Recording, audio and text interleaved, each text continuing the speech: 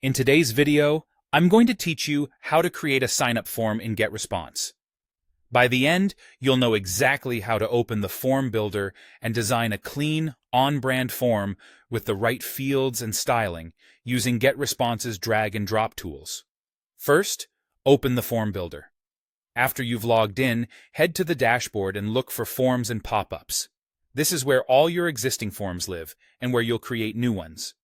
Click Create Form, or select an existing one if you're updating a design. As soon as you do, you'll enter the form editor.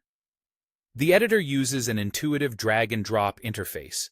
You'll see a canvas in the center where your form appears, and panels that let you add fields, adjust settings, and customize the look. Take a moment to familiarize yourself with the layout, because it makes the rest of the process smoother. Now, design your form. Start by choosing the format that matches your goal. If you want the form to sit permanently on a page, like a footer or a sidebar, choose an embedded form. If your aim is to grab attention at key moments, like when someone is about to leave, pick a pop-up. The editing experience is similar for both, so choose based on where and how you want to display it. Add the fields you need by clicking them in the editor.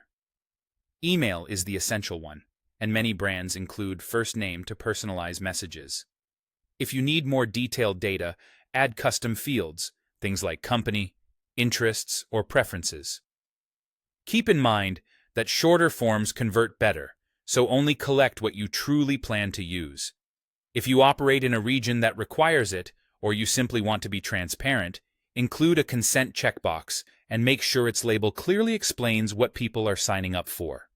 Mark required fields appropriately, and use clear, helpful labels so there's no confusion. Next, match the design to your brand. Adjust labels, colors, and fonts so the form looks consistent with your website. Pay close attention to contrast to ensure text is easy to read.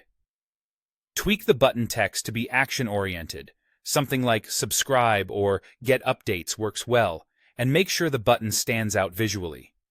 Use spacing and layout controls to keep everything tidy, aligning fields and reducing clutter so the form feels approachable. Before you finish, review the form on different screen sizes within the editor to confirm it's mobile-friendly. A clean, responsive design goes a long way. That's it. Your form is designed and ready for the next steps.